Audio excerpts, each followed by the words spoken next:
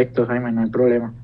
Entonces, nada, primero me presento, con mucho gusto. Mi nombre es Cristian Camilo Giraldo, soy ingeniero en sistema de la Universidad Tecnológica de Pereira. En este momento estoy residiendo en la ciudad de Pereira y mi background en desarrollo es full stack, tanto frontend como backend, pero tengo más experiencia en backend.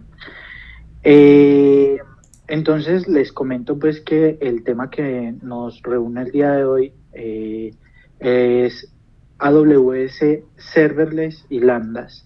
Entonces la idea es básicamente en este lapso de tiempo explicarles los conceptos básicos de serverless y de qué se tratan las lambdas.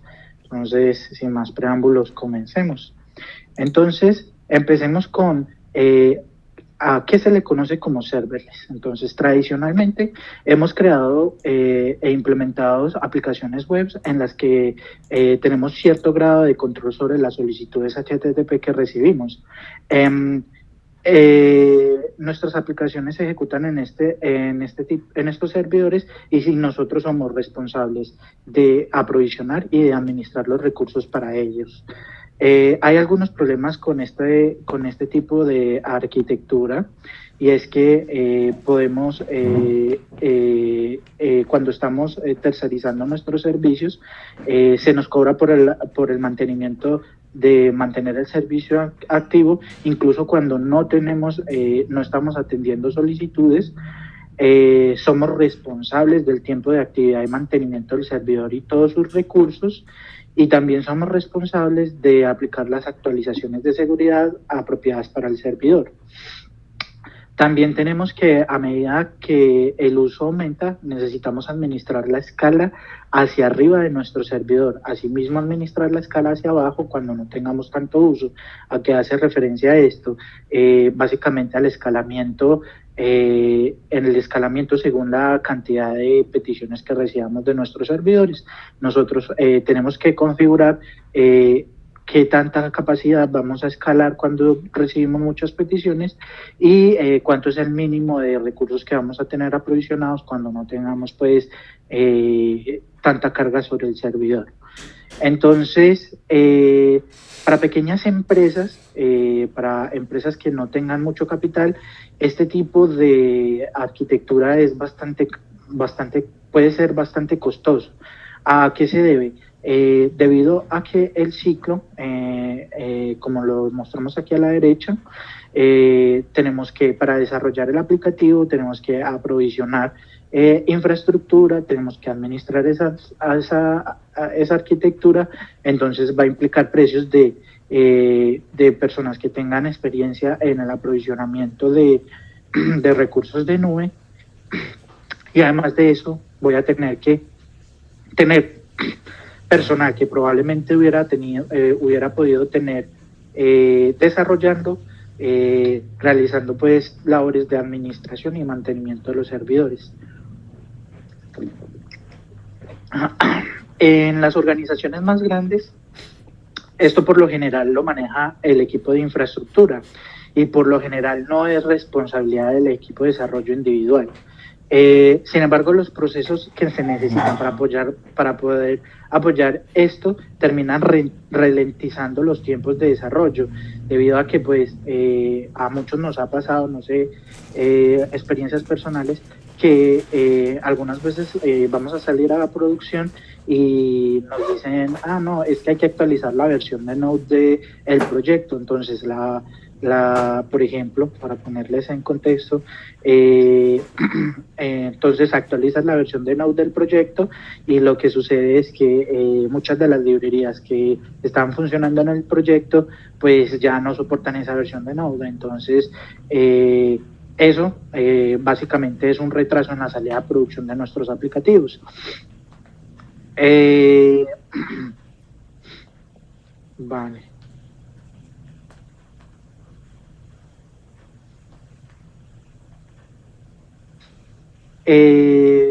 Como desarrolladores, una de las cosas que hemos como estado intentando buscar como respuestas a solucionar este tipo de problemáticas ha sido pues la parte de todo lo que es serverless. Entonces, esta propuesta, ¿de qué trata? Listo.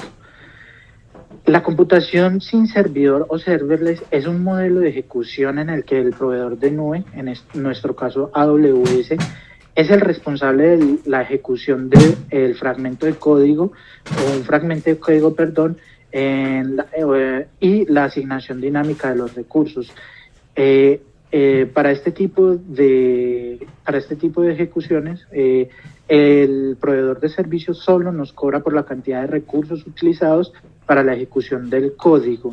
El código generalmente se ejecuta dentro de un contenedor sin estado que puede ser activado por una variedad de eventos que incluyen solicitudes HTTP, eventos desde bases de datos, servicios desde colas, alertas de monitoreo, cargas de archivo, eventos programados, etcétera.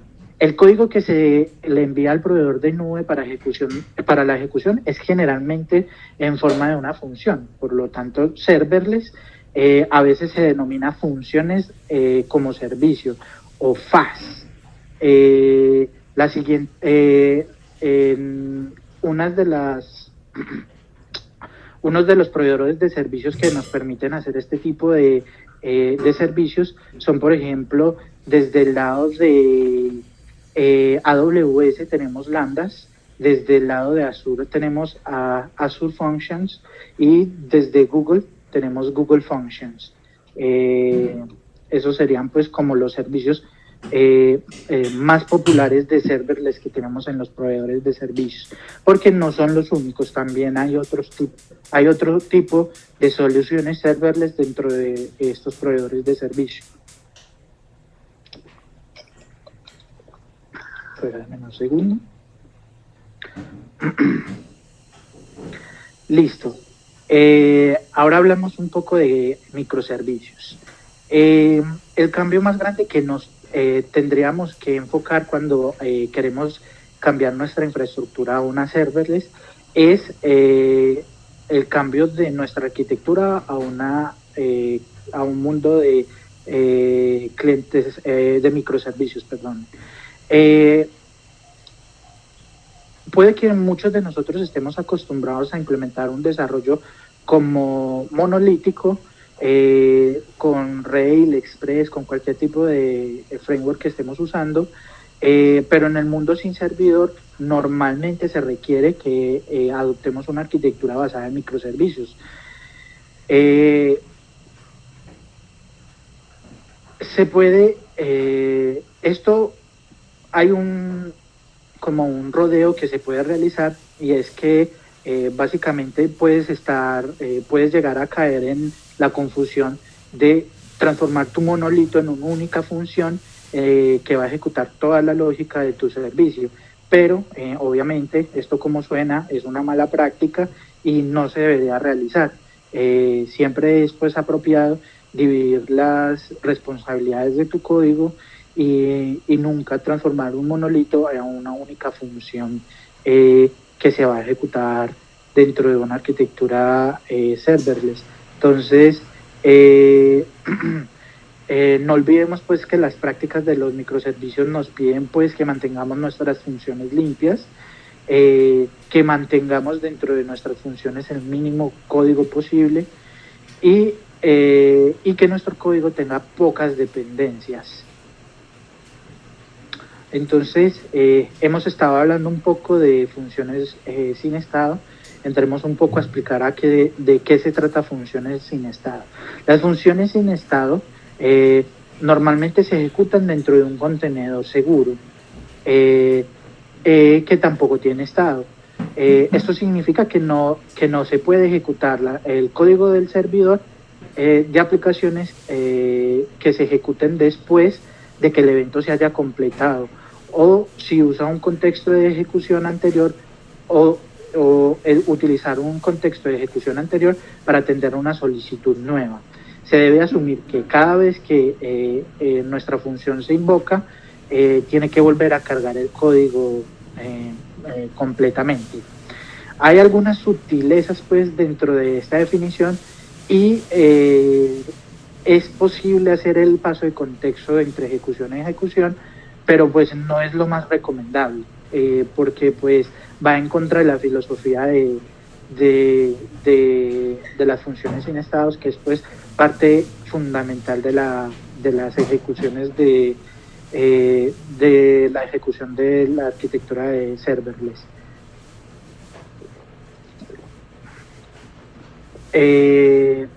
Sigamos. Vale. Una de las cosas que caracteriza todo este tema de la computación serverless es que vamos a tener algo que se denomina arranque en frío. El arranque en frío, ¿a qué hace referencia? Vale. Dado que nuestras funciones se ejecutan en contenedores que se activan bajo demanda, para responder un evento existe una cierta latencia asociada a él. Esto se conoce como un arranque en frío. Es posible que algunos contenedores se mantengan por un tiempo después de la ejecución después de que se haya terminado la ejecución. Si se desencadena otro evento durante ese tiempo en el que la función queda en standby, pues el servicio va a responder muchísimo más rápido porque no va a tener que montar toda la instancia para poder responder la petición. Este comportamiento de la respuesta del servicio en standby se conoce como arranque en caliente. La duración del arranque en frío depende de la implementación del proveedor sobre el servicio serverless que estés usando. AWS se puede variar unos pocos segundos a unos pocos cientos de segundos a unas milésimas hasta unas pocas milésimas de segundo. Este tiempo puede depender de la ejecución del lenguaje, o sea que si nuestro lenguaje es un lenguaje que se demora un poco en iniciar su fase de compilación, pues vamos a tener pues más latencia dentro de la respuesta que vamos a recibir del servicio. También depende del tamaño de la función o el paquete y también depende del proveedor de nube en cuestión. Algunos proveedores pueden tener políticas de mínimos de tiempo de respuesta, aunque pues que no necesariamente responden a los parámetros que les acabo de contar. Los arranques en frío han mejorado drásticamente en lo largo de los años, ya que los proveedores de nube han mejorado mucho la optimización de los tiempos de latencia, y las compilaciones de los proyectos. Esto bajo el uso de inteligencia artificial, que almacena más o menos procedimientos que se pueden optimizar dentro de la compilación de los paquetes.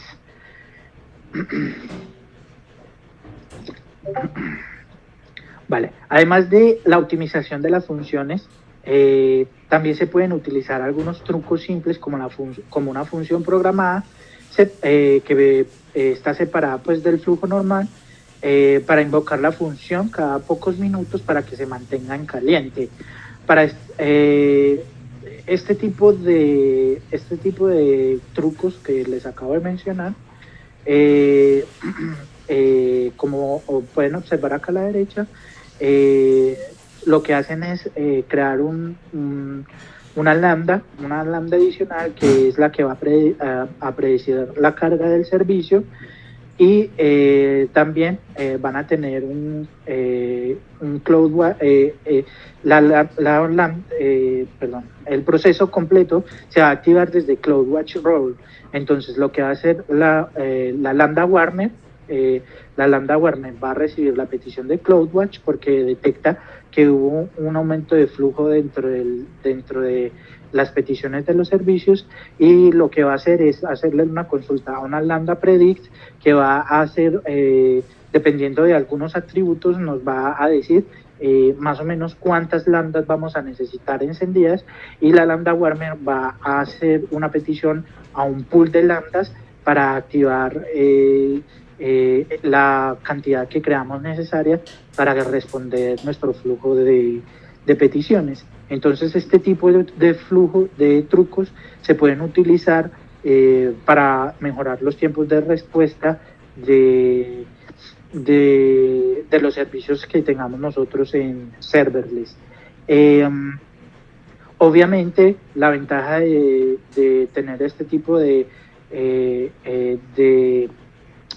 arquitectura serverless, por ejemplo en AWS, es que incluso aún teniendo el sistema en standby, nosotros, como solo vamos a pagar por la cantidad de recursos que se usaron para atender la petición, aunque tengamos las lambdas en ese tiempo, en ese standby, no nos van a generar cobro.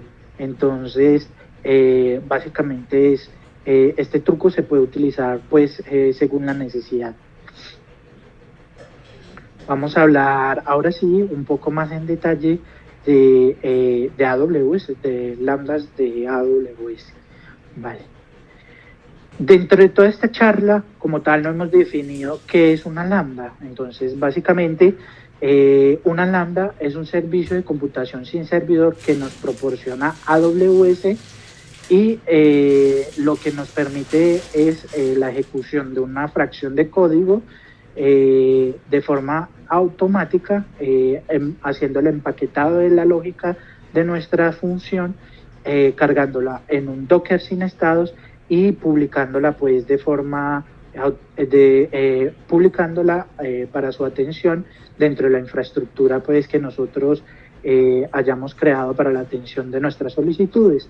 Estos servidores básicamente se montan con especificaciones, con algunas especificaciones según nuestro proveedor, y van a responder las peticiones que nos van a hacer nuestros clientes.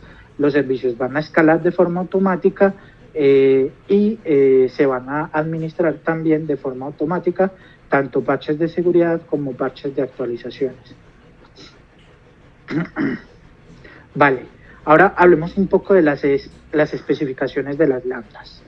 Las especificaciones de las lambdas que nos ofrecen AWS son básicamente que soportan los lenguajes de Node desde la versión 8 a la versión 6, Java 8, también soportan Python, la versión 3 y la versión 2.7, .NET Core, también soportan Go, Ruby y Rust.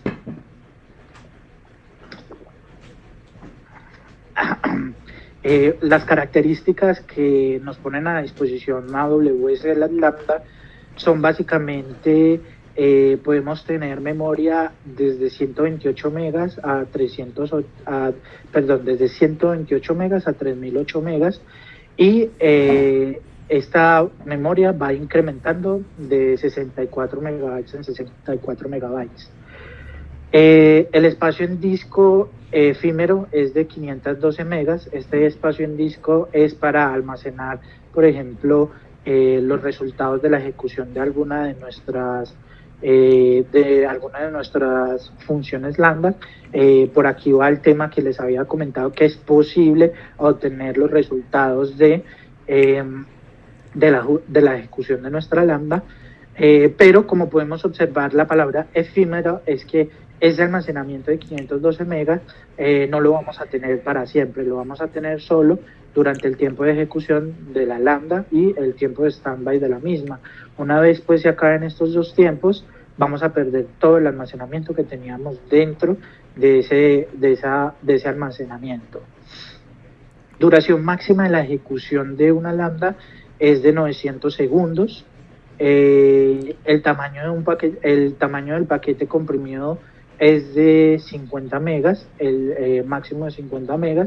El tamaño máximo del paquete descomprimido es de 250 megas. Aquí hacemos referencia con el tamaño de paquete comprimido. El tamaño de paquete comprimido es todo lo que tiene que ver con el código de nuestra función, sus dependencias y lo necesario pues para hacer la compilación del mismo.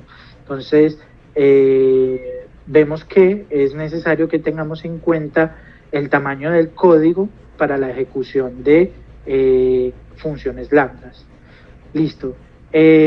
Ahora bien, dentro de estas especificaciones no les he dicho cuánta CPU nos va a provisionar AWS. Pues básicamente la CPU está configurada para escalar de forma automática con la cantidad de memoria que se le aprovisiona. Entonces, básicamente, este parámetro no se puede modificar, no se puede parametrizar porque depende estrictamente de la cantidad de memoria que la función lambda esté usando. Vale también aclarar que dentro de en el espacio efímero, en el espacio en disco efímero, toda esa información se va a guardar dentro de una carpeta, en la carpeta de directorio del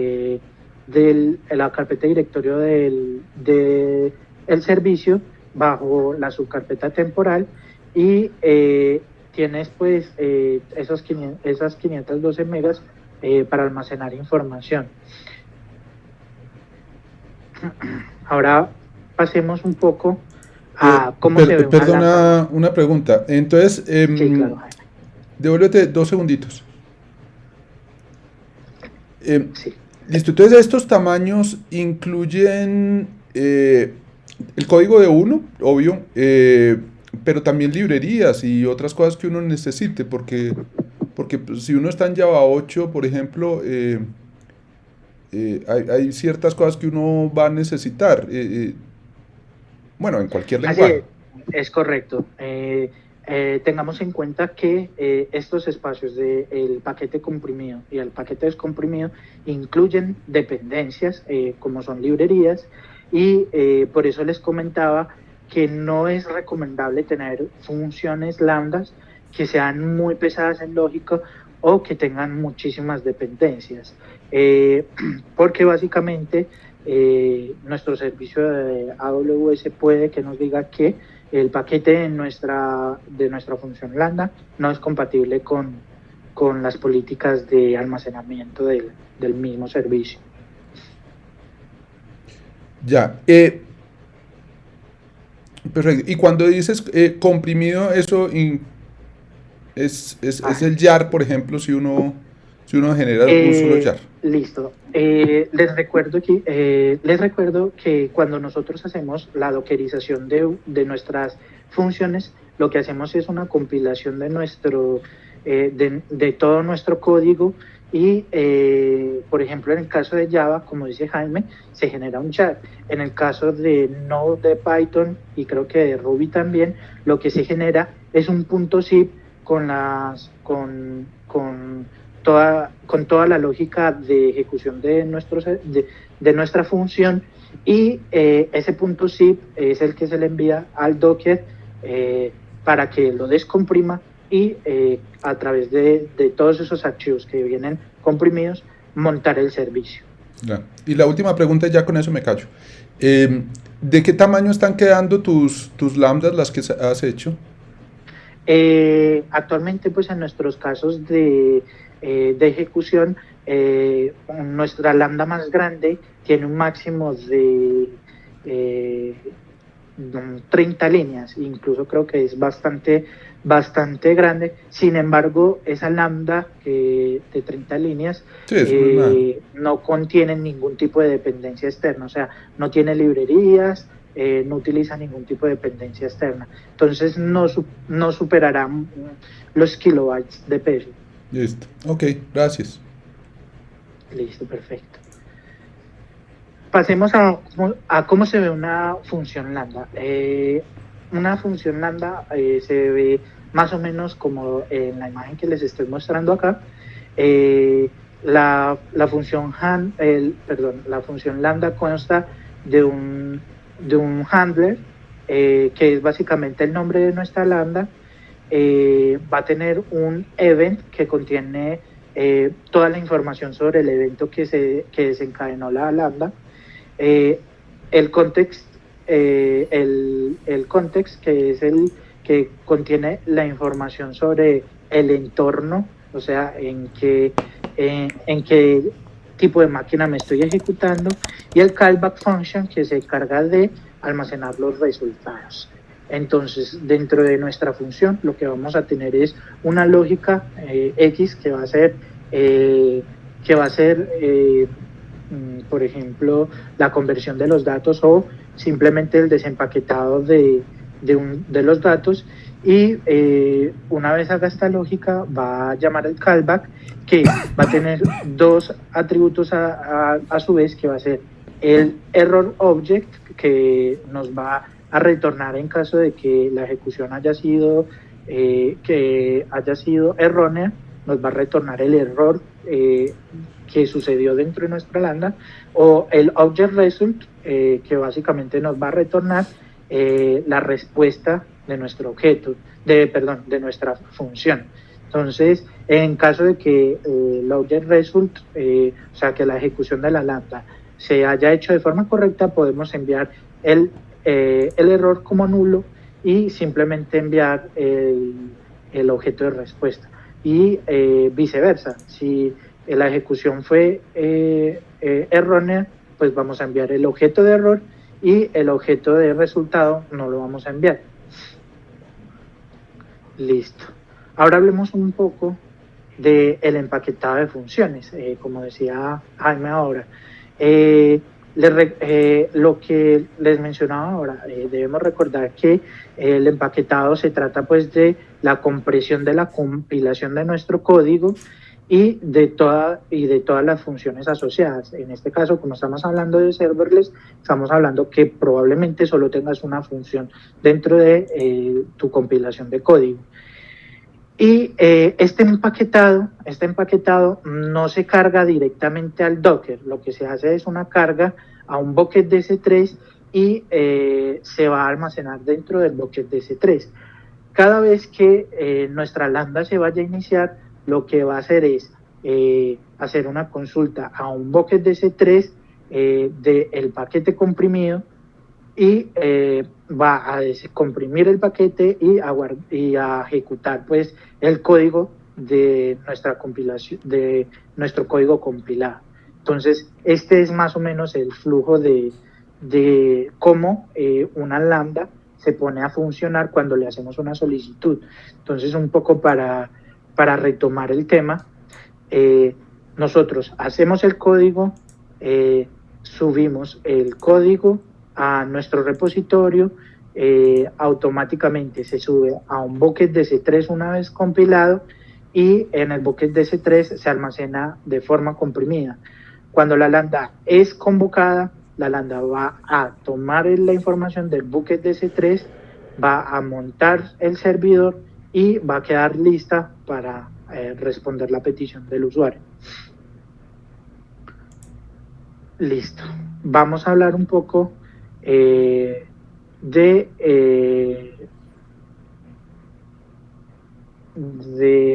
modelo de ejecución.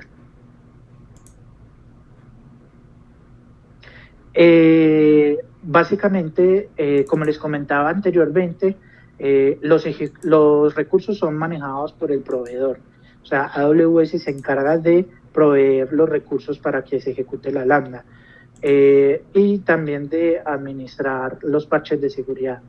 Cuando la estancia está ocupada y recibe otra operación, se atiende es atendida por otra instancia de la misma lambda. O sea, si nuestra lambda está ocupada resolviendo la petición de un usuario y recibe otra petición, en vez de encolar la petición, lo que va a hacer AWS es generar otra instancia de la función lambda, que va a ser el mismo proceso de arranque y va a atender esa solicitud. O sea que yo voy a tener una lambda, no voy a tener como concurrencia de lógica dentro de la ejecución de nuestros servicios en lambdas. También nos va a permitir escalar según la necesidad de forma automática, y eso lo que nos va a confirmar es que efectivamente al crearse una nueva instancia, cada vez que hay una petición de un usuario, lo que nos genera esto es que efectivamente las lambdas son una ejecución sin estado, o sea, no hay forma de cargar el contexto de una no hay forma de cargar el contexto de una ejecución anterior. Eh,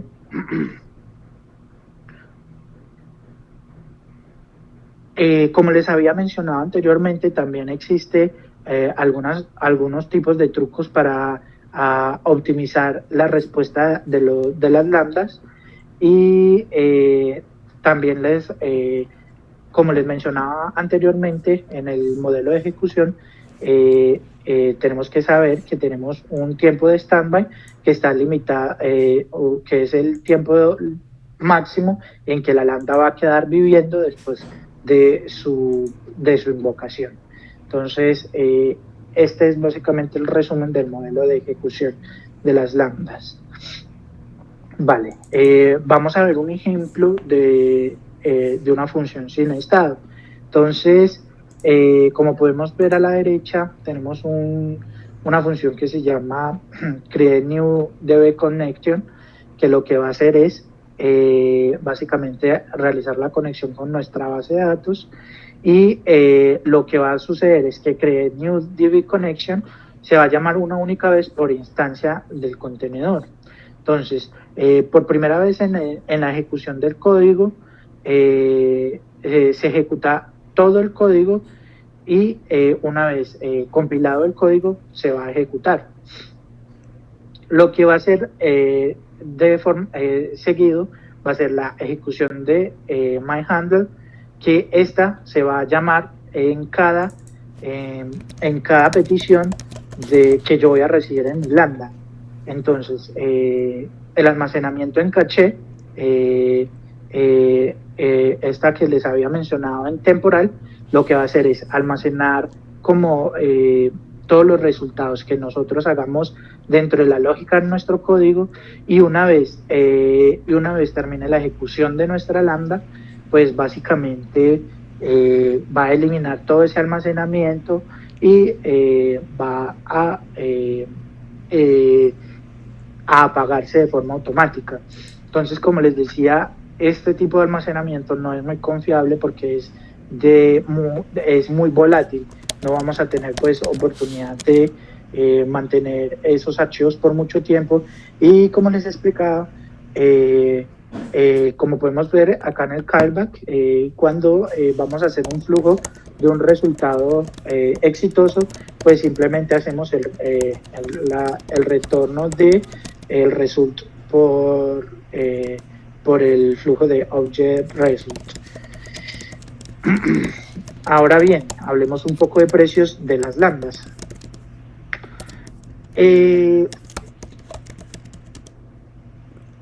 Las funciones lambda se facturan, regálame un segundo.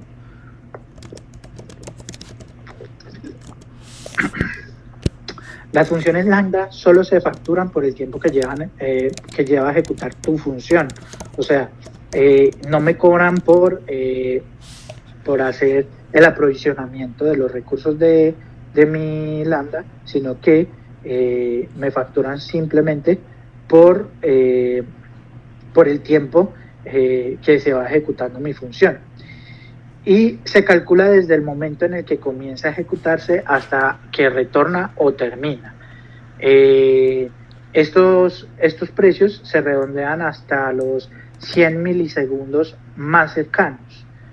Hay que tener en cuenta que mientras AWS pueda mantener el contenedor con tu función lambda, después de la que se haya completado pues la petición, este tiempo no se cobra. La lambda viene con una tarifa gratuita muy generosa y es poco probable que para desarrollos pequeños sea necesario pues realizar ese pago. La tarifa gratuita de la lambda incluye 1 millón de solicitudes gratis por un mes y 400.000 gigas por segundo de tiempo de cómputo por mes, y más allá de eso, pues cuando ya nos empiezan a cobrar, nos cuesta más o menos 0.20 dólares, o sea, 20 centavos por 1 millón de solicitudes y 0.00001667 dólares por cada gigabyte por segundo. Los segundos en gigabyte que se basan en el consumo los segundos en gigabytes se basan en el consumo de memoria de la lambda. Si pues necesitamos en cualquier momento, pues esta información que les estoy entregando acá se puede quedar como outdate. Entonces básicamente tenemos dentro de la página de AWS, nos dan exactamente cuáles son los precios vigentes de los servicios de lambdas. No sé si en la parte de precios tienen algún tipo de duda.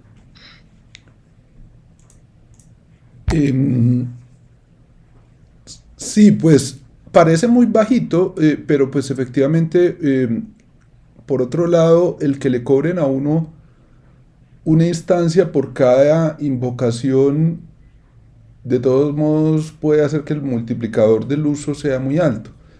Pues a diferencia de una aplicación Node.js, por ejemplo, que pues con el event loop pues uno no sabe pues cuántos hilos va a manejar, o una aplicación Java que maneja threads. Aquí es en el fondo, cada lambda solo maneja un requerimiento. Luego, depende de para qué se usa. Si tiene muchos requerimientos, esto como que les hará. ¿Ustedes han hecho alguna prueba de poner esto, por ejemplo, como uno lo ve en la documentación de lambdas, hacer web service con esto?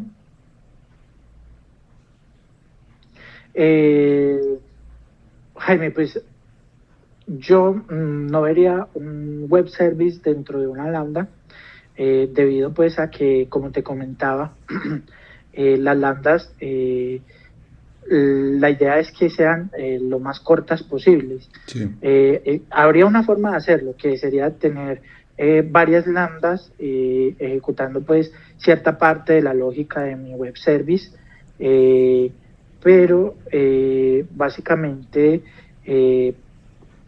si mi objetivo fuese que yo sea una pequeña empresa y no tuviera recursos para poder tener una parte de administración de servicios y hacer el mantenimiento de mi solución, creo que hacer la partición de los de mis web services en funciones más pequeñas y lanzarlas por las lambdas puede ser un poco más ganador que contratar gente adicional para hacer la parte de la administración de los recursos.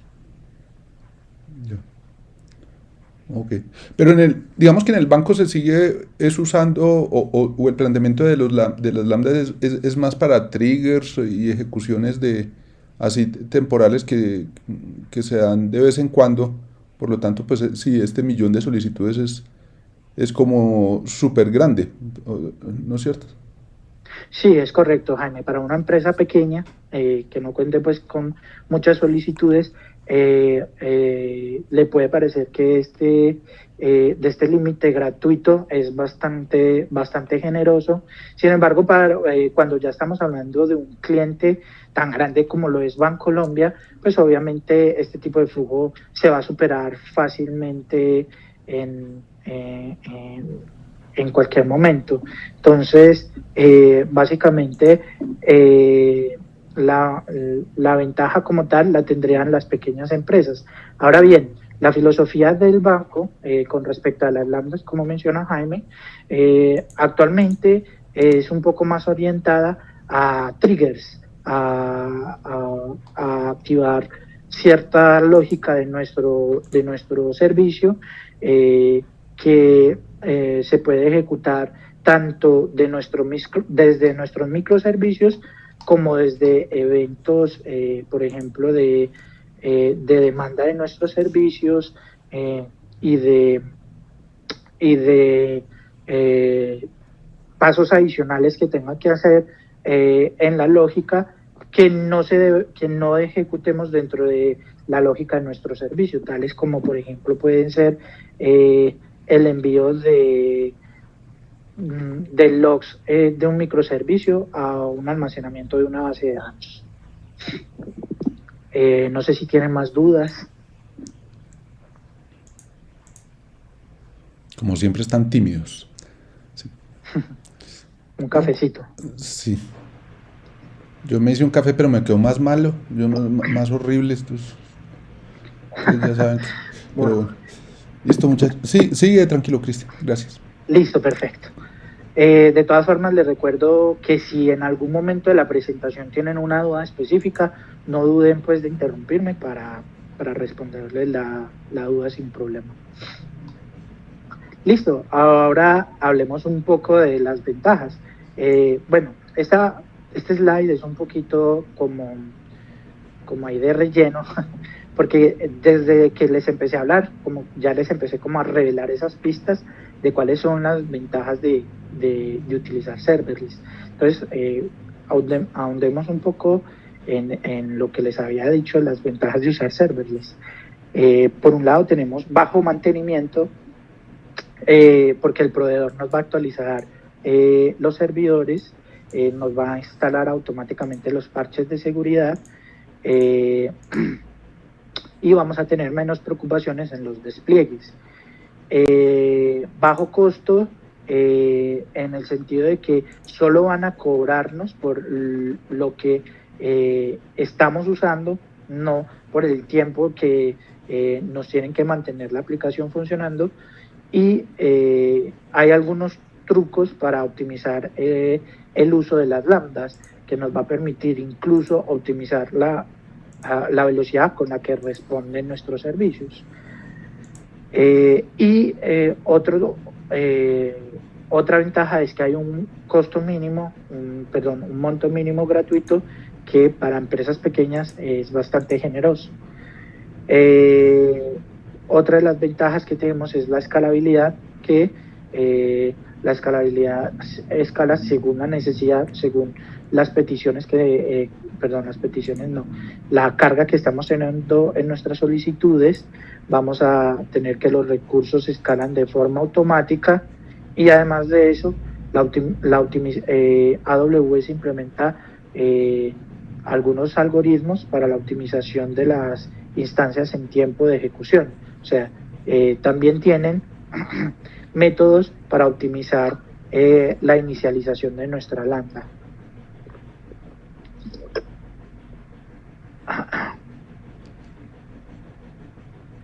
Listo. Ahora hablemos un poco de las lambdas en Bancolombia. ¿Cómo se usan las lambdas en Bancolombia? Listo. Entonces, para el uso de las lambdas en Bancolombia, lo que nos recomiendan, regálame un segundo.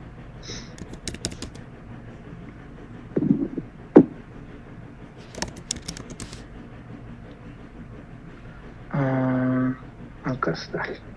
Listo.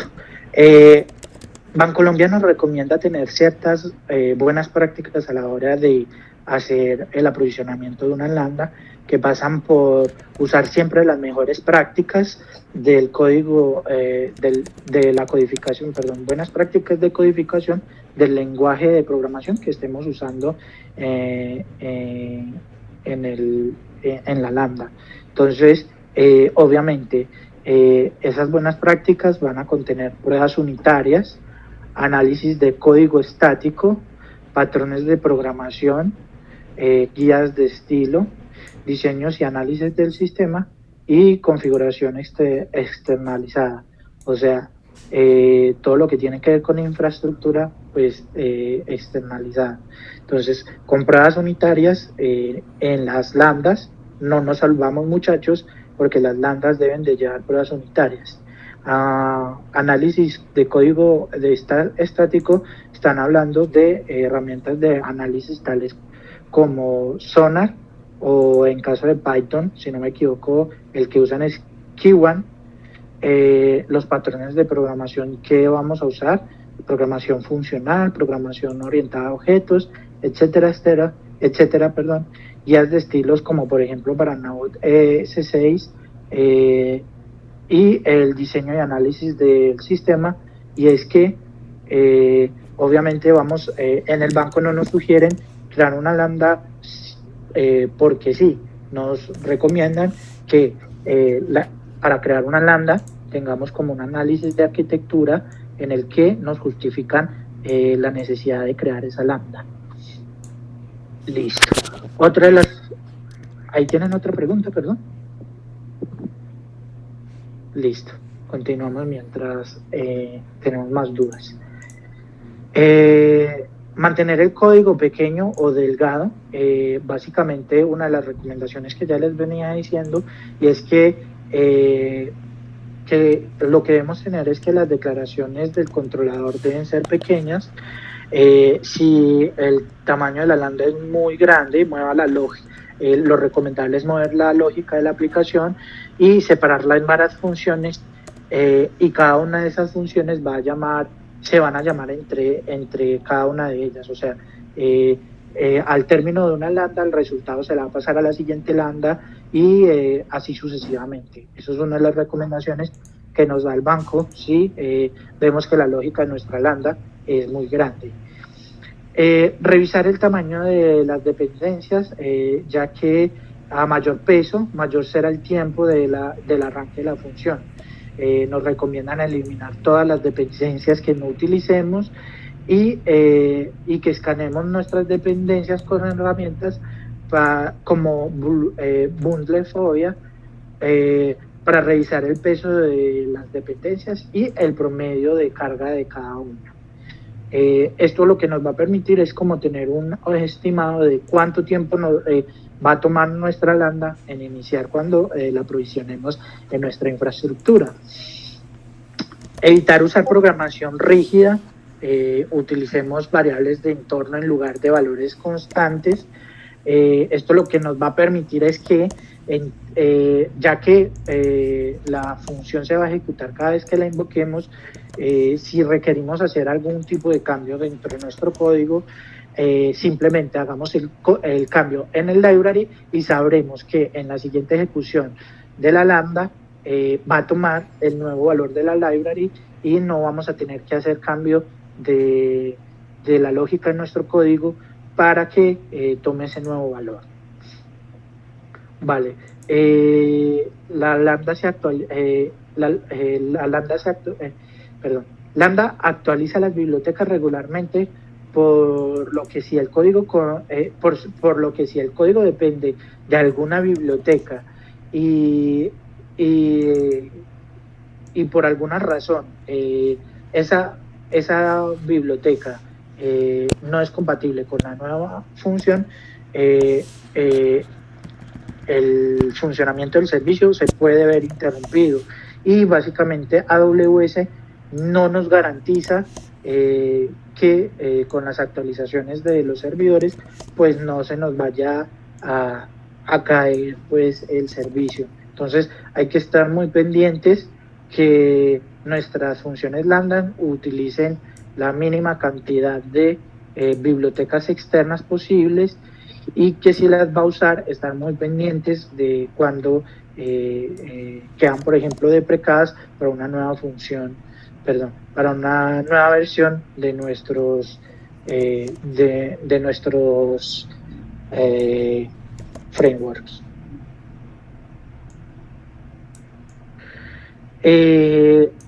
Siempre utilicemos un mecanismo de manejo de excepciones, o sea, hagamos un apropiado uso del manejo de excepciones en las lambdas, capturemos todos los errores que se puedan presentar dentro de nuestra ejecución para así tener de forma clara en qué parte de la función pudo haber fallado nuestra ejecución.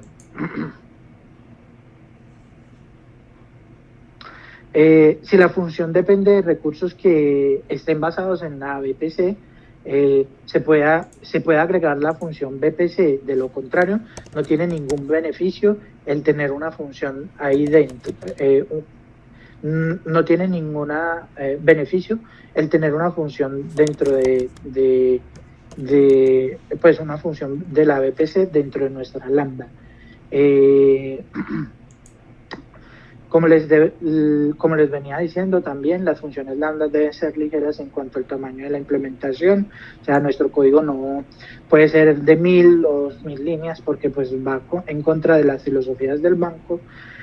La comunicación entre funciones lambda deberían hacerse a través de una fuente o almacén o un almacén de eventos, algo así como las colas, como un bucket de C3, algún tipo de almacenamiento de datos, y nunca directamente, ya que se estaría bloqueando el funcionamiento de la funcionalidad de todo lo que tiene que ver con la orientación a eventos. O sea, si hacemos el paso directamente de la información del resultado de una lambda a otra, vamos a tener pues el bloqueo de nuestra lambda. Y les recuerdo pues que la idea es que nosotros no tengamos ese tipo de afectaciones dentro de nuestra lambda, que la ejecución de una lambda sea en la mayor posibilidad una ejecución independiente de otras ejecuciones. Al igual que en toda aplicación, los valores sensibles como credenciales y llaves de acceso no deben estar en el código fuente de la aplicación, sino que se deben obtener por otros medios, así ya, por ejemplo, la invocación a un servicio en el tiempo de ejecución, o mediante la asignación de permisos a la función serverless desde la plataforma de nube, y evite quemar credenciales en el código. También podemos utilizar variables de entorno, como les venía mencionando, como las de los libraries. Una recomendación que no aparece acá y que creo que es muy importante, y es que puede llegar, regálame un segundo, en algún momento pueden haber algunas lambdas que requieran pruebas de aceptación o pruebas especializadas. Este tipo de criterios son como muy específicos de la solución y pueden surgir o no según las necesidades. Lo que nos planteé pues especializadas. Hablando pues de experiencia personal, nosotros en algún momento tuvimos que realizar pruebas de aceptación a una lambda. Sin embargo, pues después de un cambio de la infraestructura de nuestro código, la lambda ya queda como independiente del flujo de las peticiones del usuario y ya no había necesidad de hacerle pruebas de aceptación a la lambda. Como les digo, también puede tener pruebas de performance, pero eso queda pues a criterio tanto del equipo de desarrollo como el equipo de especializadas. No sé si hasta el momento tenemos más dudas.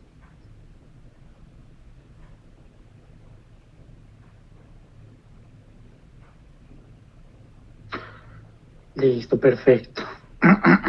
Continuemos. Ahora hablemos un poco de cómo montar una lambda en Bancolombia. ¿Qué decía Carlos? Perdón. ¿Ahí alguien escribió? Vale, sí, tenía una pregunta de pronto, si Cristian sabe si actualmente existe un estándar en el banco para manejar los paquetes de las lambdas en lambda layers.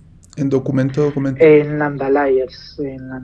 Déjame, regálame, busca aquí.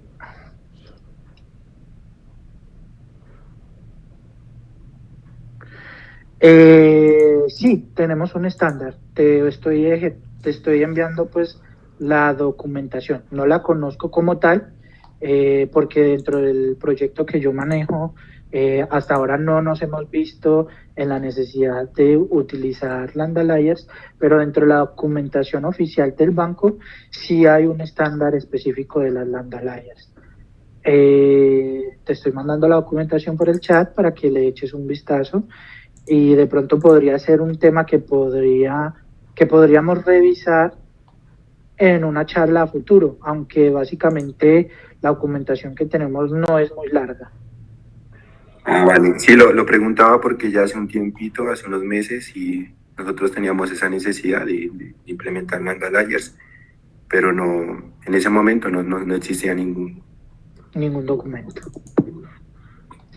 Es muy importante pues que estemos constantemente revisando la documentación del banco, porque muchas veces sacan documentación nueva y que nos puede servir pues para el desarrollo de nuestras labores de forma diaria. Entonces es muy recomendable que estemos pendientes de la documentación del banco. La verdad, Lambda Layers no caía dentro de mi radar de la presentación, de esta presentación. Creo que es un tema que les quedaría debiendo, porque definitivamente no lo estudié, no les voy a sacar excusas, no lo estudié, y creo que es algo que cae dentro del dominio pues de esta presentación. Vale, gracias, Cristian. Vale, perfecto. No sé, ¿alguna otra duda? ¿Algún tipo de observación antes de continuar?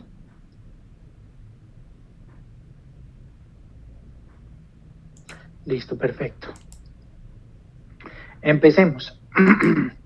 ¿Cómo se monta una lambda en Bancolombia?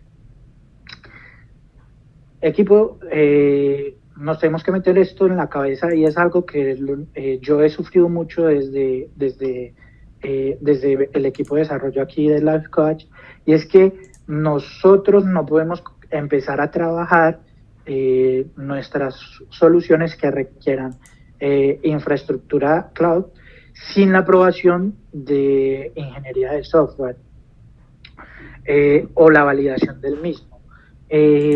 Si a nosotros desde arquitectura nos dicen no, utilicen por ejemplo lambdas, y digamos que ingeniería de software todavía no ha aprobado el uso de lambdas dentro de la infraestructura del banco, pues vamos a estar perdiendo el tiempo, porque pues básicamente ingeniería de software no ha dado como la luz verde para utilizar esa tecnología.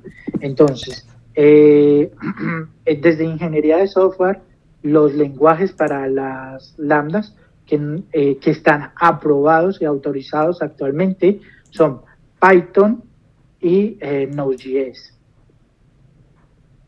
Entonces, estamos como, por ahora estamos como limitados a esos dos lenguajes. Lo primero que vamos a necesitar es la creación de un pipeline de infraestructura. El pipeline de infraestructura es el que nos va a permitir hacer el despliegue de la lambda, cumplir el estándar de nombramientos de las lambdas. El estándar de nombramiento básicamente consta de AW, me permiten, les muestro acá en la documentación oficial. Va a requerir que utilicemos AW, el código de nuestro proyecto, guión bajo, nombre del componente, guión bajo, lambda. Entonces, por ejemplo, vamos a tener, me regalan un segundo, que creo que se paró la grabación.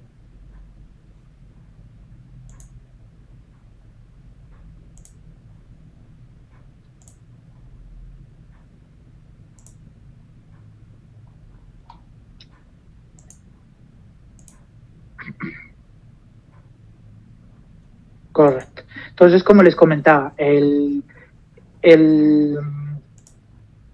estándar de nombramiento es AW, el código de nuestra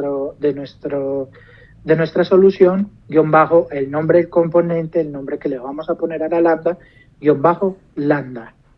Debemos contar con un repositorio con todas las políticas configuradas, o sea, un repositorio en el que vamos a almacenar el código como tal de desarrollo de la lambda.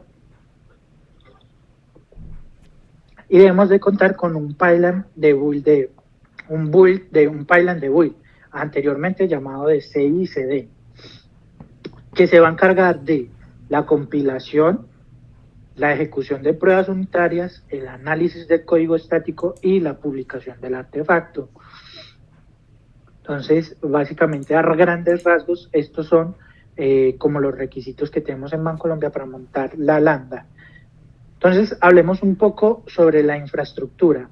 Aquí dentro de la presentación les remito pues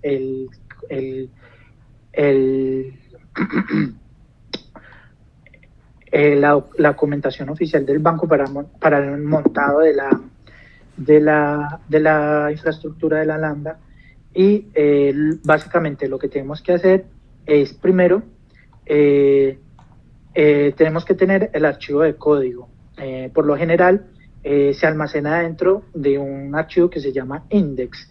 Esto es como el index, lo que va a almacenar es el handler de la Lambda, que ya les había mostrado en slides anteriores, y ese es el que va a contener pues todo lo de la lógica de la Lambda. Segundo, va a tener la función principal o el handler, que es la que se va a ejecutar cada vez que la Lambda es convocada, y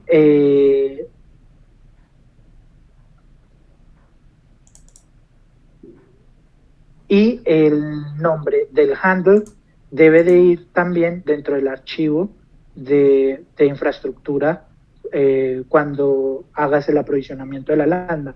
Como tenemos acá en la figura, tenemos que a la hora de la infraestructura de declarar nuestra Lambda function, tenemos que, aparte de hacer la referencia al archivo index, que es la que está almacenando el código, tenemos que hacer referencia al nombre de la función handler, que es la que se encarga de hacer la ejecución de la lógica.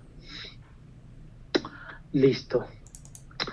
El tercer paso que tenemos es la asignación de todas las de los permisos sobre bucket de S3 y el S3 key en caso de que haya una restricción de consulta por keys al bucket de S3.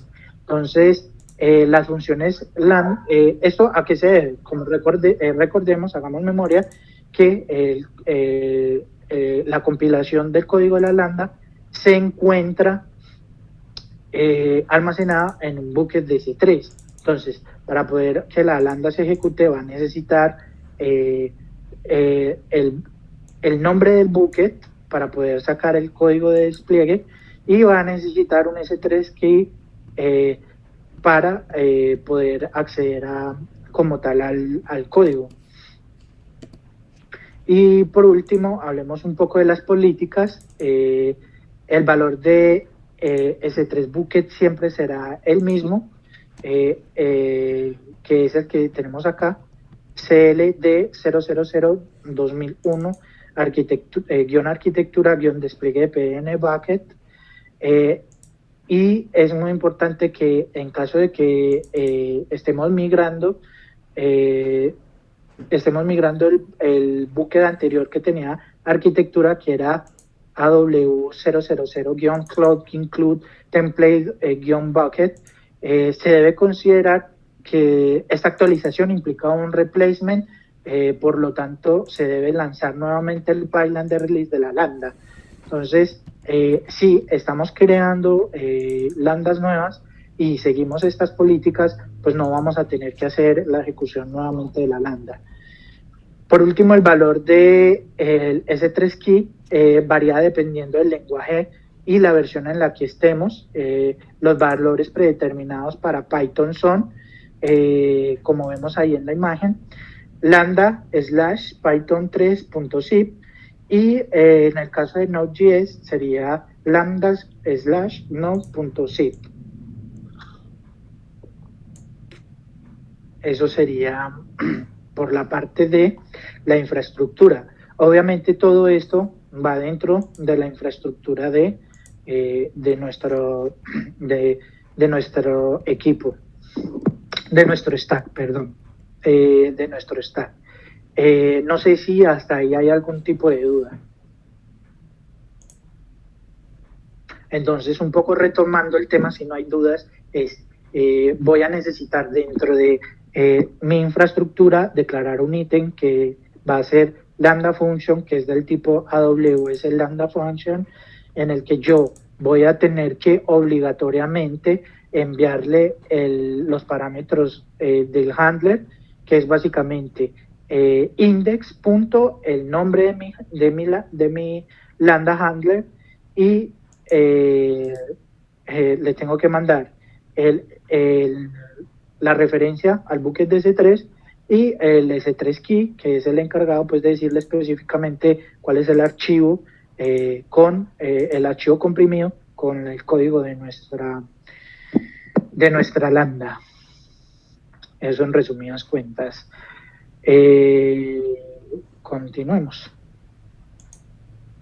Sobre la creación del repositorio, y esto ya es un poco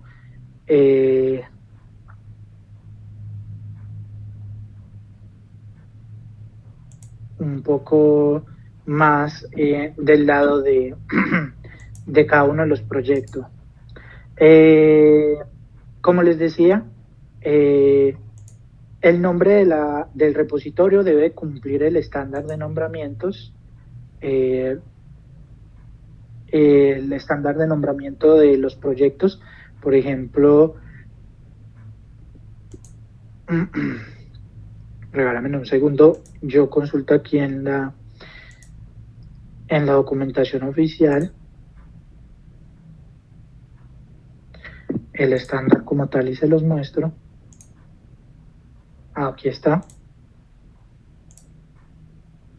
Debemos cumplir el estándar de nombramiento, que sería el código de nuestra aplicación, _ nombre de la aplicación, _mr. Y al final podemos agregarle un _lambda también. Debemos, en el template de despliegue, debemos de... regálenme un segundo, les muestro desde acá. No sé si yo... Madre, se paró la grabación también. Listo. Permítanme, yo les explico desde acá para que nos quede un poco claro. Para la creación del pipeline, tanto de...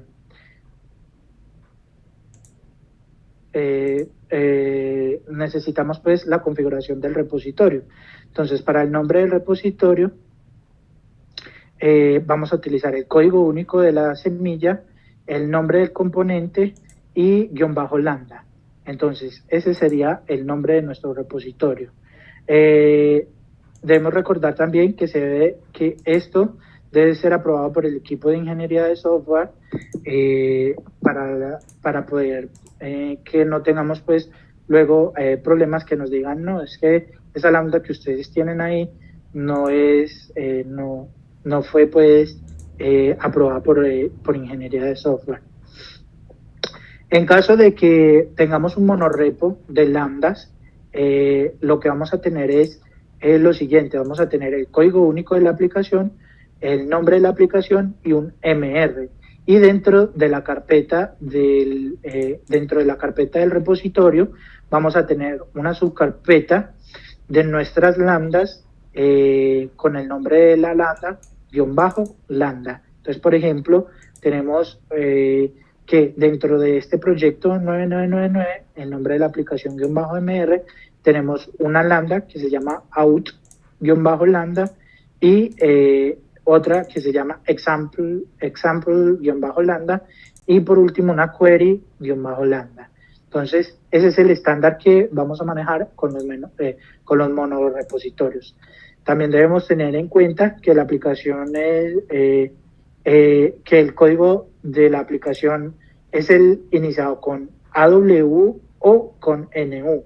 AW cuando son aplicaciones que trabajan con infraestructura de AWS y NU cuando son infraestructuras específicamente para definir componentes de nube.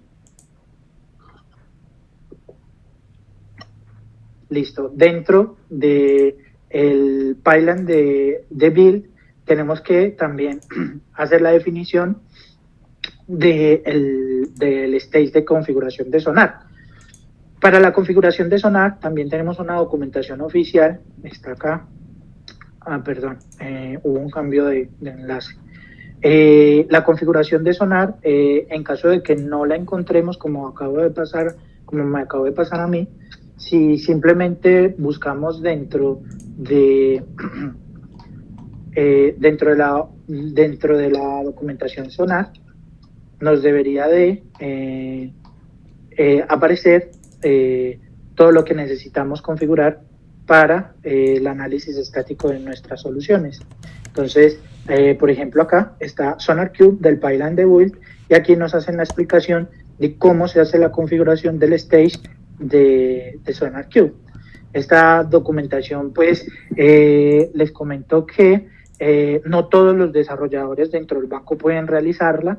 Esta configuración se hace por los líderes, los facilitadores técnicos de nuestra aplicación, que son aquellos que se encargan pues de hacer todo lo que tiene que ver con gestiones de DevOps. Sin embargo, es importante que todo el equipo de desarrollo sepa cómo se hace este proceso, porque en caso de que no esté nuestro facilitador, básicamente cualquier miembro del equipo debería estar en capacidad de poder hacer el aprovisionamiento de los states de un pipeline de build, perdón. Vale, básicamente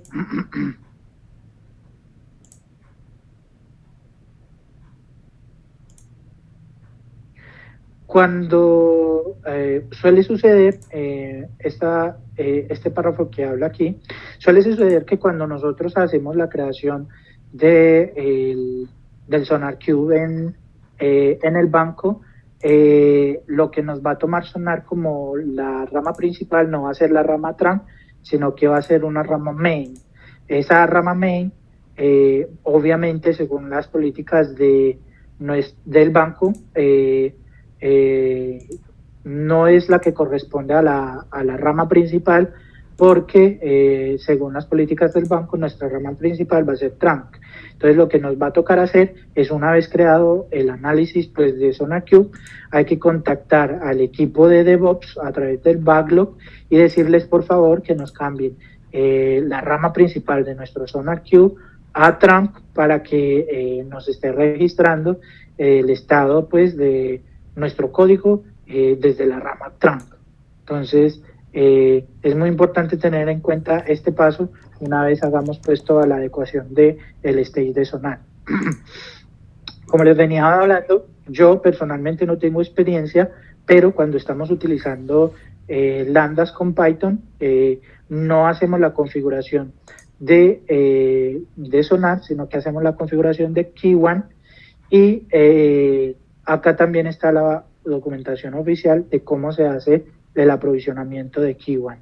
Entonces, les recomiendo que si ustedes tienen Lambda en Python, le den una leidita a esta documentación oficial para poder estar pues como al día de los temas de cómo hacer la construcción del pipeline, el stage de esa Lambda en Python.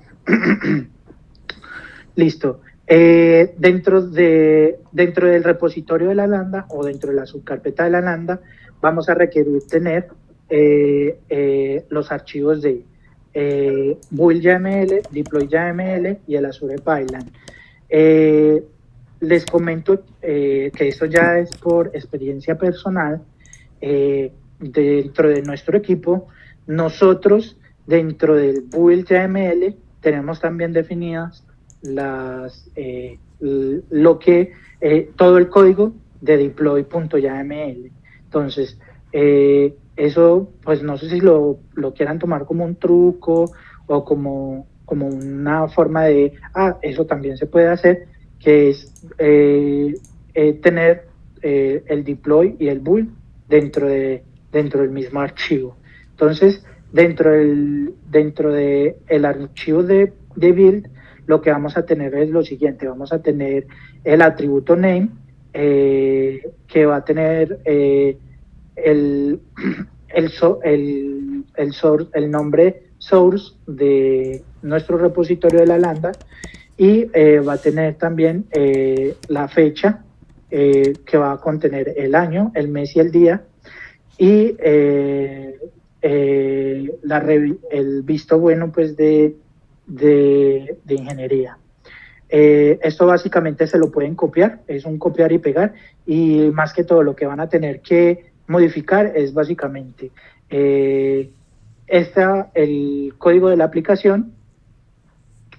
Esto no lo tienen que cambiar, esto es básicamente decirle que la rama de donde va a tomar el build es la rama trunk, y que las subramas que son compatibles son todas las que tengan feature y asterisco, o sea, todas las subramas que tenemos para nuestro repositorio son las que empiezan con feature slash.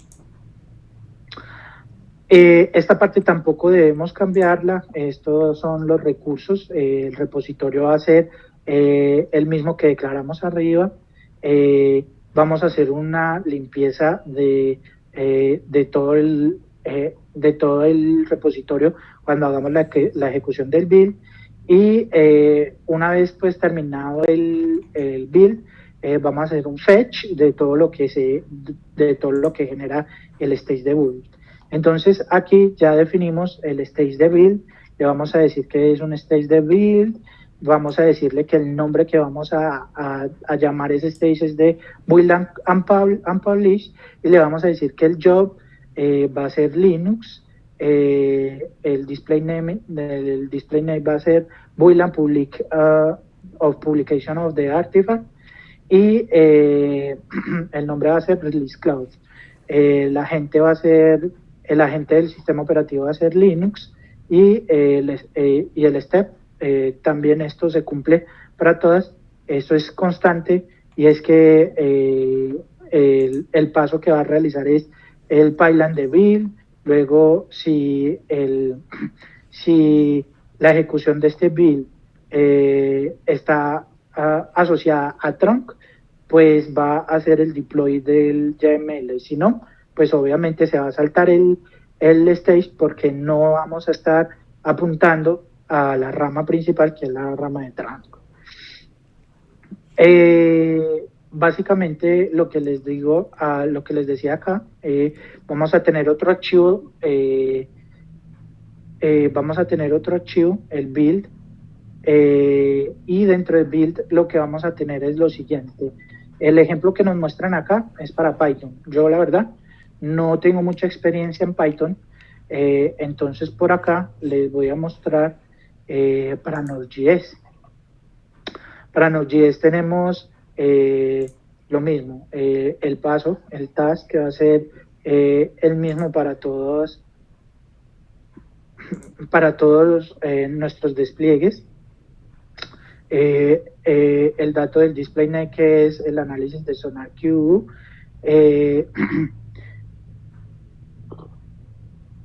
el análisis de Sonar Windows, perdón, la dependencia de SonarQube, que va a ser Sonar Windows, perdón. Vamos a decirle que es a través del CLI, la configuración va a ser manual, y le vamos a decir el nombre del repositorio que vamos a analizar. En este caso sería el nombre de la lambda. En caso de que estemos en el monorepo, entonces será el nombre del repositorio punto subcarpeta de la lambda punto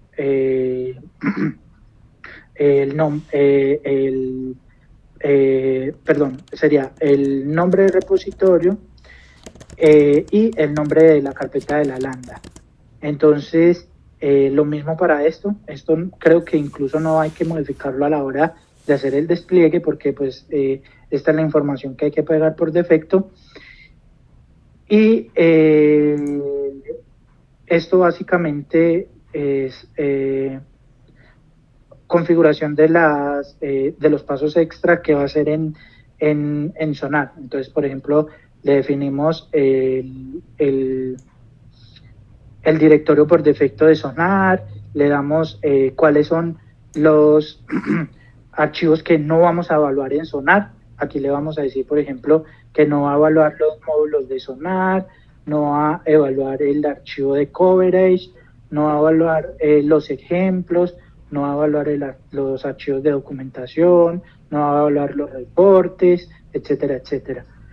Vamos a decirle que la carpeta donde está todo lo que queremos analizar está dentro de Source y la codificación del texto va a ser en UTF-8. Le decimos también, le vamos a definir también dónde están los archivos de pruebas pues esto básicamente para que Sonar ejecute el archivo de pruebas y con eso pueda hacer el diagnóstico. Básicamente lo que vamos a hacer aquí es crear como otra tarea y en esta vamos a hacer la instalación de las dependencias para hacer las pruebas, y el despliegue pues de nuestro servicio. Básicamente acá tenemos el build, que es una vez pasado el stage de análisis de SonarQube, vamos a hacer un run build de nuestro código y por último vamos a hacer el test coverage, vamos a hacer una publicación del test coverage.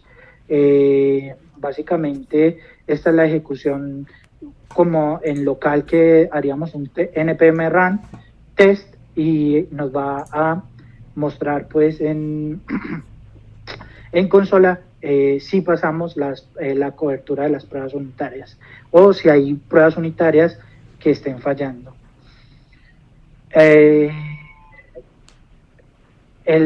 Por aquí ya tenemos por último el task del SonarQube, que este es ya el run code de análisis de SonarQube, y por último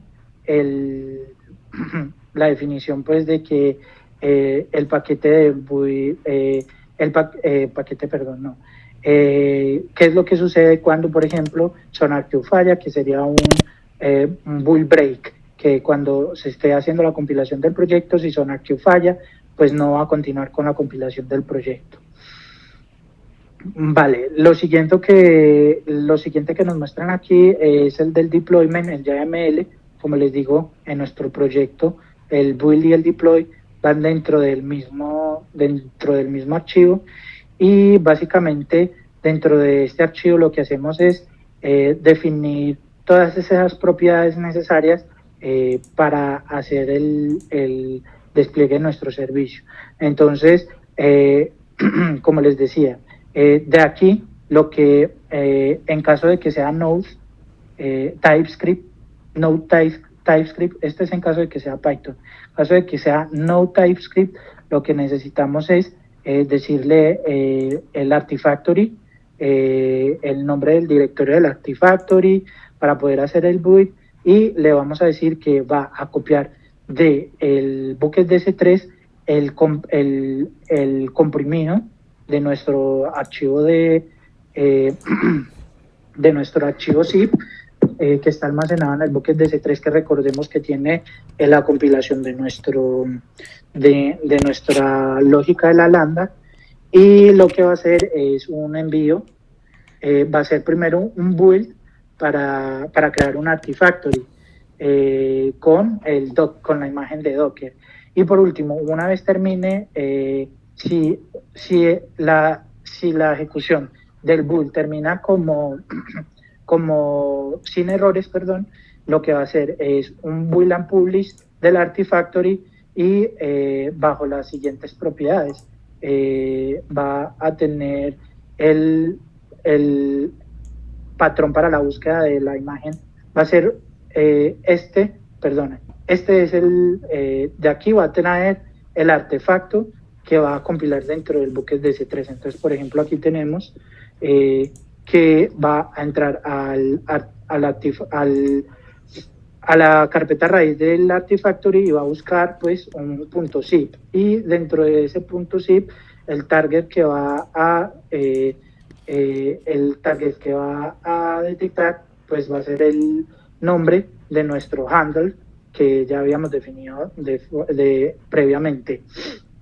Entonces, básicamente lo que va a hacer este collect info es que va a tomar toda esa información que va sacando este pipeline y nos la va a ir imprimiendo pues dentro de los logs del pipeline. Entonces, como les digo, aquí lo que vamos a configurar es toda la información de dónde va a obtener el stage de build, la información, el código de nuestra lambda compilado y la compilación dentro del Docker, dentro de la máquina de Docker y la publicación de la misma.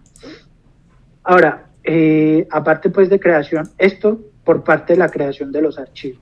Y por último, pues como paso final, vamos a tener que crear un pipeline, un nuevo pipeline. Este nuevo pipeline solo puede ser creado por el que tenga el rol de facilitador y se va a crear a través de un pipeline de DevOps que por lo que veo no nos dejaron como el enlace en la documentación.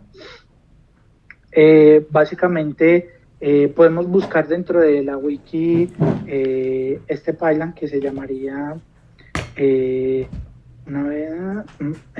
crear pipeline para esto del pipeline entre BSTS, ir a la opción de pipeline, dar clic a es correcto. Entonces cuando le damos cuando nos vamos a releases, acá para pipeline releases y le damos crear un nuevo release, queremos crear como un nuevo release, lo que hacemos es que nos redirige a un pipeline de AWS. Entonces aquí ya nos va a mostrar como los pasos que debemos seguir para la creación del pipeline. Entonces vamos a ejecutar, vamos a tener que asignarle en la creación de este pipeline cuál va a ser el repositorio, pues el YAML donde nosotros hicimos la adecuación del release, el que les estaba comentando aquí arriba, y por último hacer la ejecución pues de este YAML. Eso pues es una de las ventajas de tener pues todo esto en código, porque simplemente que el pipeline tome el archivo que ya construimos y haga la generación pues del release. Y por último, el pipeline de RM, lo que va a hacer es lo mismo. Vamos a crear el pipeline de RM que también tiene estas reglas, que es el nombre del repositorio, el código único de la célula, el nombre del repositorio y la lambda.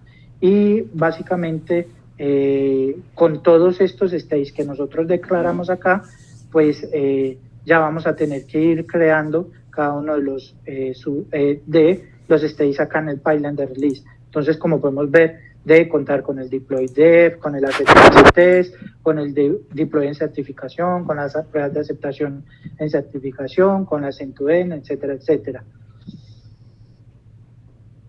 Y por último está la tarea de despliegue de lambdas, que esto irá en la parte de deploy dev, que debemos tener en cuenta lo siguiente: las credenciales de AWS para poder acceder a todos los recursos de AWS, la región, que es la región por lo general US 1, que es la que el banco maneja, el nombre de la función y por último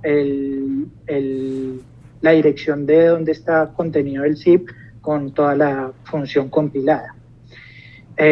Más o menos cómo queda, cómo se ve eso, se ve de esta forma: AWS Credential, AWS Regions, el function name y por último el zip file path. Y con esto ya tendríamos configurado todo lo que tiene que ver con el despliegue de la lambda. Y por último, una configuración del rollback. Como observación allí les dejo consignado pues que nosotros como tal no tenemos como una configuración de rollback como esta que está en la documentación. Es importante, por eso es importante revisar la documentación, y esta configuración del rollback lo que nos va a permitir es que si hacemos un nuevo despliegue de la lambda y ese nuevo despliegue de la lambda por alguna razón daña el pipeline de build, lo que va a hacer el rollback es tomar una versión anterior del despliegue que sí estaba funcionando y va a desplegar esa versión y no la nueva. Eso con la finalidad de que no interrumpa el servicio a los usuarios. Esto es más configuración del rollback, no la conocía. Y por último, la creación de las variables en el pipeline del rockbar build. Y también una cosa que les quería comentar es que cuando creamos un repositorio para las lambdas, para cualquier tipo de solución para el banco que requiera un repositorio o una carpeta de un repositorio, requerimos tener sí o sí High. Entonces, necesitamos registrar el repositorio de nuestra lambda en caso de que lo tengamos en un repositorio aparte, hacer el registro de ese repositorio en High. ¿Cómo se crea un repositorio en High? La documentación que les puse aquí en la presentación también nos dice cómo se hace el montaje de High. No se los presento aquí porque pues es un poco más extenso mostrarles con todos esos ejemplos, pero básicamente una vez tengamos todo el tablero de High montado, lo que nos recomiendan es que para las lambdas lo que nos va a aplicar es el versionamiento, la revisión del código, el manejo de los pull requests, la publicación de los Artifactories, las políticas de los estatus de pull request y de pull request el despliegue en desarrollo, el despliegue en certificación y el despliegue en PDN. Con respecto a los releases, tenemos el release en dev, el release en certificación, el release en PDN y el work item linking, que sería que cada uno de estos releases tenga sus enlaces entre ellos.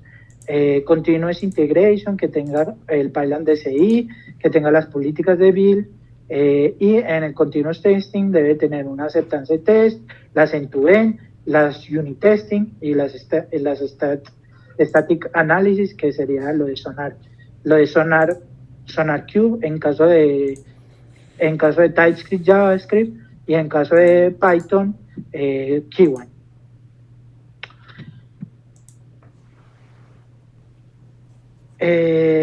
Con respecto a las pruebas unitarias, los lenguajes definidos para ingeniería, los lenguajes definidos para pruebas por ingeniería de software, para todo lo que es pruebas unitarias, son Jest, Make, PyTest y Nose. La verdad no tengo ni idea de cómo se usan, ni nunca los he usado pues dentro de lo que yo he trabajado. Jest sí lo he trabajado. Les recomiendo que se le echen una visitadita a este enlace, donde nos explican pues la base del conocimiento de Jest, nos muestran pues Jest con qué es compatible, en este caso Babel, TypeScript, Node, React, Angular y Vue, y también nos muestran cómo se inicializa el proyecto para poder hacerle pruebas con Jest. Eso sería pues en la parte de cómo el banco en la documentación inicial, la documentación oficial nos pide hacer la creación pues de el pipeline de release de una lambda. Ahora vamos un poco después de lo de la documentación oficial. No sé si de la documentación oficial del banco tienen algún tipo de duda. sino para, para pasar pues al último ítem que tenemos en la agenda, que sería el caso de uso del Life Coach, en donde yo les voy a mostrar mi experiencia personal con la construcción de lambdas y las dificultades que hemos pues pasado en el equipo en la adecuación de este tipo de recursos. No sé si ahí tengan algún tipo de duda. No, adelante con tu Life Coach. Listo. Entonces, dentro de Life Coach, las principales dificultades que hemos tenido es la primera, que yo les he venido como insistiendo desde el inicio de la presentación, y es que el código es demasiado grande. Entonces, básicamente, cuando tenemos un código muy grande, la lambda puede tomar bastante tiempo en inicializarse y en responderle a los servicios que la soliciten. Entonces, es muy importante que tengamos en cuenta cuando construimos, cuando construimos nuestras lambdas, que nuestro código no sea demasiado grande. Regálame un segundito que estoy abriendo por aquí código para que veamos código con la última lambda que tenemos aprovisionada. Listo. Por aquí está. Entonces, como les decía, nosotros aquí desde Life Coach tenemos todas nuestras lambdas aprovisionadas con JavaScript o TypeScript, no importa, cualquiera de las dos es compatible. Y como les decía, si nos vamos, por ejemplo, a la carpeta de DevOps, lo que tenemos es que dentro de Pipelines tenemos un único archivo de build, y dentro de este archivo de build, como podemos ver, toda esta información es por defecto. Lo único que cambia pues es el grupo, que es las variables, pues el grupo del Life Coach, el DevSecOps Engine, el nombre del componente, todas estas variables, es lo único que como varía en la configuración inicial de la lambda. Y básicamente, como les comentaba ahorita, aquí en el security, si podemos ver, tenemos tanto el job de build como el que les comentaba ahorita, que es el de el job de build. Aquí tenemos, acá, listo. Y aquí, como les decía, definimos dónde está cuál es la dirección del paquete con mi lambda compilada, y la dirección de todo el artefacto pues de nuestro proyecto. En este caso de Life Coach está siempre en build AWS 1240 Life Coach, y el nombre completo del artefacto, etcétera, etcétera, build number. Esto básicamente, como les mostraba yo ahorita, nosotros personalmente pues en Life Coach manejamos un único archivo, tanto para el archivo de el build YAML y el pipeline de release. Entonces, acá tenemos pipeline de release, y por último tenemos, aquí tenemos el de build, acá arriba tenemos el de build, y aquí tenemos el de build, no arriba, sino abajo, y arriba tenemos el de release. Eso sería pues por parte de la experiencia de Life Coach. Con respecto a las pruebas de aceptación, acá tenemos nosotros, esto lo estamos desarrollando en Karate, muy importante, que creo que en la documentación oficial no lo dice.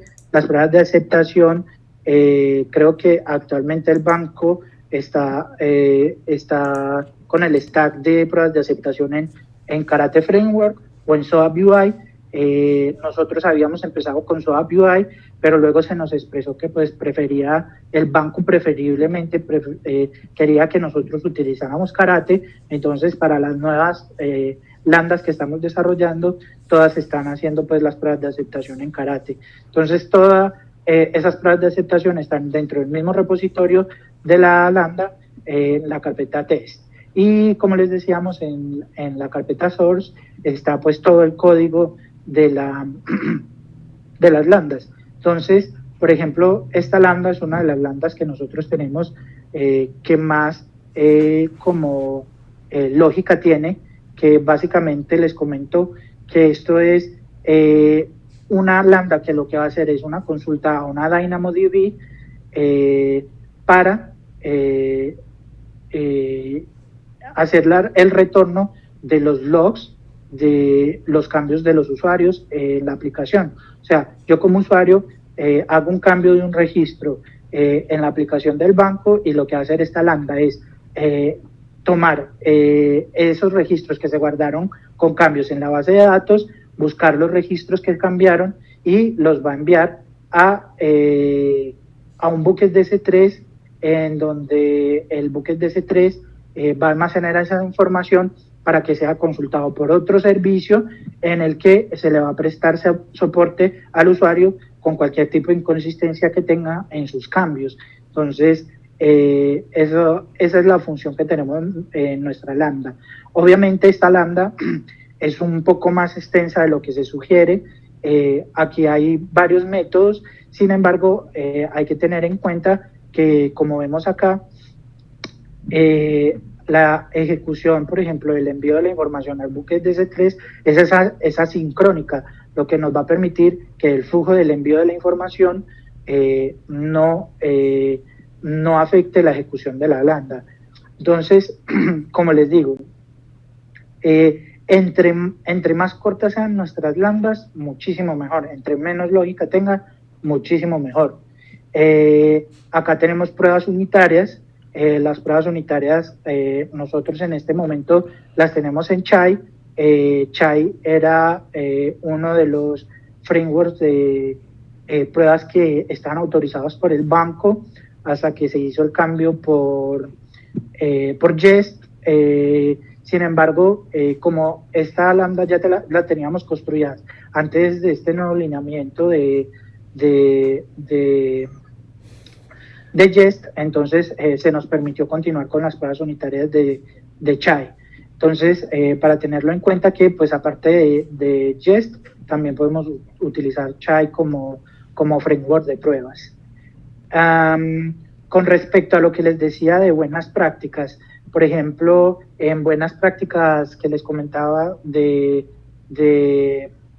qué aspecto del código, tenemos, por ejemplo, aquí editor config, que nos permite, como en el repositorio, definir unas reglas de cómo se debe de ver el código. Por ejemplo, el tipo de indentación debe ser espacios, el tipo de charset debe ser UTF-8, el size de la indentación debe ser 2, el insert final new line tiene que ser, o sea, al final de cada archivo debe haber un espacio en blanco, el trim trailing with the space tiene que ser true, y por ejemplo el markdown tiene que tener nosotros aquí el markdown lo tenemos que un máximo de líneas en el markdown no lo tenemos, y lo mismo en el markdown, no tenemos como un trim, un espacio entre carácter definido, pero pues se puede configurar aquí también. Con respecto a git ignore, básicamente esto es yo decirle al repositorio cuando haga push que pues no me suba ciertos archivos, como por ejemplo las dependencias de Node. Aquí hacemos el registro, el npmrc, básicamente le decimos que todas las dependencias las baje del Artifactory del banco. Y por último tenemos Prettier CR, que es una extensión que nos permite pues de forma automática controlar con el edit config todas las reglas que definimos que se deben de utilizar en nuestro en nuestro proyecto. Por último, tenemos el archivo de configuraciones de pruebas, en este caso sería el de Mocha.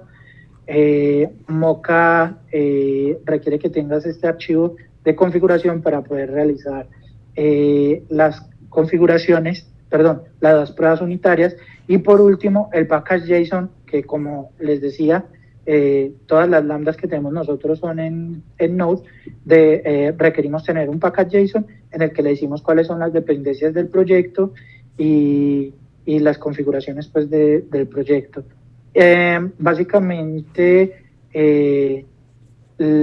nosotros en este repositorio como tal, tenemos la dependencia de Luxon, de JSON to CBS, CBS to Parse y AWS SDK para podernos comunicar con AWS. Entonces, si ven, pues la cantidad de dependencias es muy poca a comparación de un proyecto completo. Listo. Otros consejos o advertencias que les puedo dar es que regálenme un segundo, revisemos por acá en la presentación. Hay una advertencia que nos hacen y es que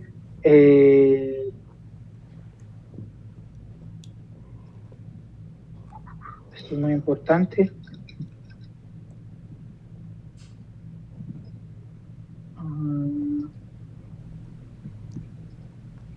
Por acá, regálenme un segundo que la notica se me perdió. Eso, y aquí al final debe estar la advertencia.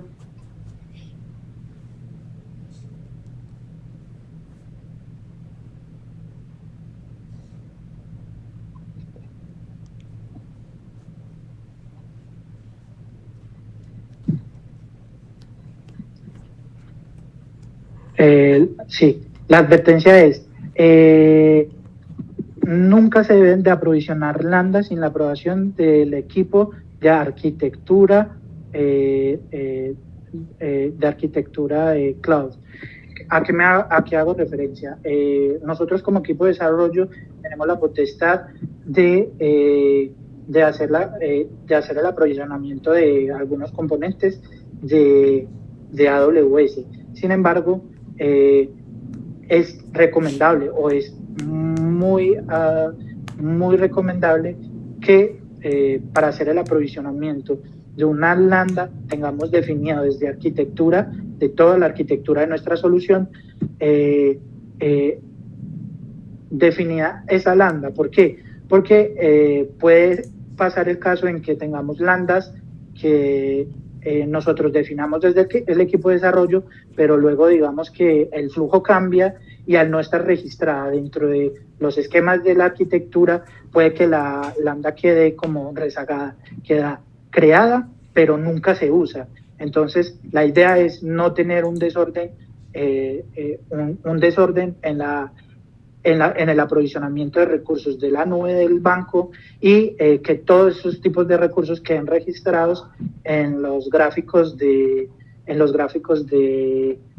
arquitectura de nuestras soluciones.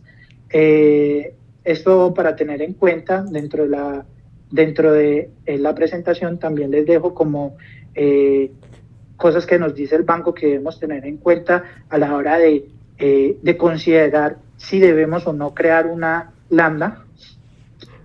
Una de las cosas que nos dicen es que las desventajas que tenemos al hacer la creación de las lambdas, nos dicen, por ejemplo, que las pruebas y las depuraciones se vuelven más difíciles porque nosotros no controlamos la ejecución de la lambda, por lo tanto, pues entrar a hacer una depuración es un poco más complicado.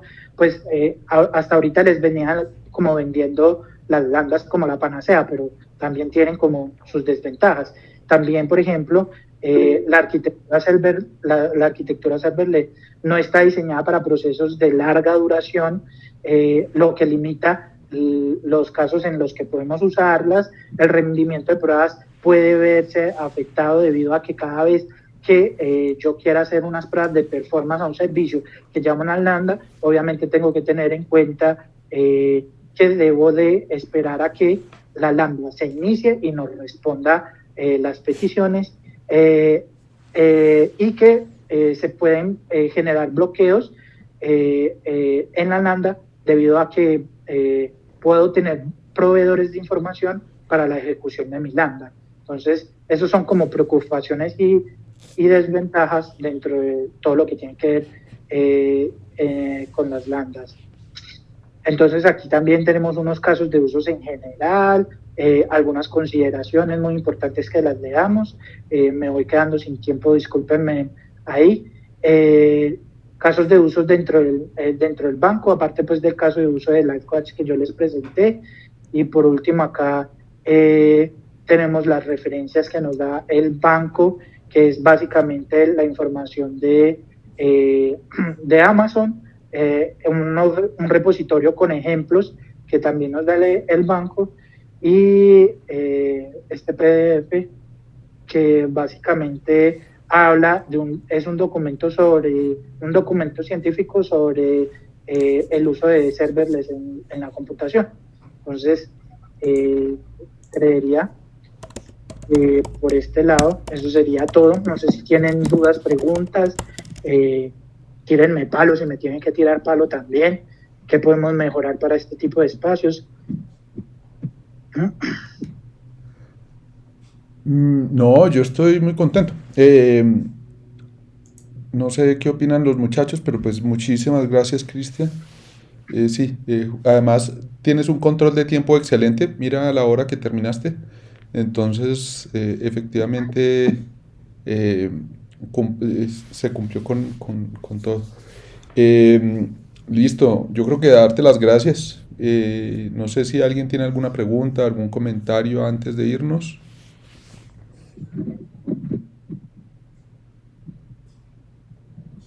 Listo, entonces de parte de todos yo te agradecemos y listo. Nada, a ustedes muchísimas gracias por haber pues, participado en el espacio. Si necesitan